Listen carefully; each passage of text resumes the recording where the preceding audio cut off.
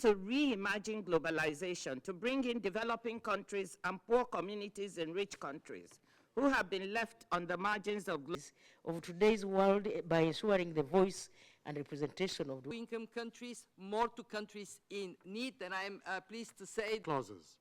And we set a target to provide quality well-being of people and the planet. Thank you.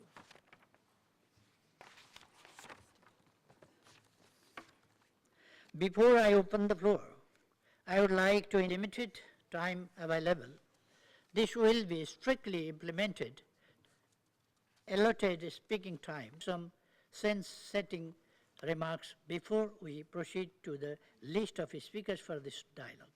Well, UELA, Director General of the World Trade Organization. To lift the 700 million distorting, inequitable, and environmentally damaging subsidies. At the W Foundations for the exciting new opportunities. Meanwhile, 1.2 billion young people, we're going to need the private sector, we're going to need a specific focus on jobs, and we have created a new chair on our board of directors on whether they should join the IMF, and they said yes. So now Now, Excellencies, distinguished delegation of the 2030 Agenda for Sustainable Development, the United Nations in the global economic governance and the reform. While no country is immune, many, where most humanity live, are more vulnerable than others.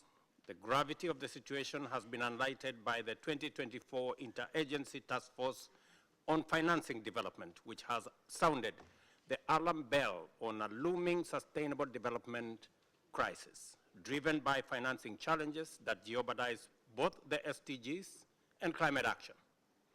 In the circumstances, the upcoming 4th International Conference on Financing for Development may be our last opportunity to make the radical changes needed to realize and realign our development priorities to meet the SDGs by 2030. We must urgently close financing gaps, bridge international divides, and restore trust in multilateralism. However, the current multilateral system is clearly struggling to address these immense, complex, and dynamic challenges effectively. As a member of the SDG Stimulus Leaders Group, which coordinates the mobilization of financial resources needed to accelerate global progress towards 2030 agenda. And as we do our best to achieve this goal, we also must recognize that the prevailing multilateral institutional architecture is dysfunctional, or at least highly ineffective, and cannot be relied upon to provide the solutions for the world that we all urgently need.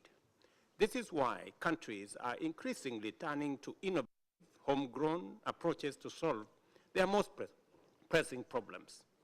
To achieve the SDGs, we must address the structural and financial issues hampering multilateral institutions, particularly their negative impact on developing countries. These challenges include limited fiscal ability, rising debt, unfair credit rating frameworks, and an uneven interest rate regime. In the face of deteriorating global economic conditions worsened by relentless climate crisis, these weaknesses limit the opportunities, especially in low-income countries. Today, 1 in 3 developing countries is at risk of defaulting on their debt obligations. The role of unfair and unjust global financial system is compounding economic crisis and deepening inequalities. Development financing is not keeping pace with the economic realities and urgent needs of the developing world. Consequently, the gap between developing world and developing nations continue to grow, creating a form of development apartheid. The Addis Ababa Action Agenda designed to address these challenges has lost momentum, with only 15% SDGs on track.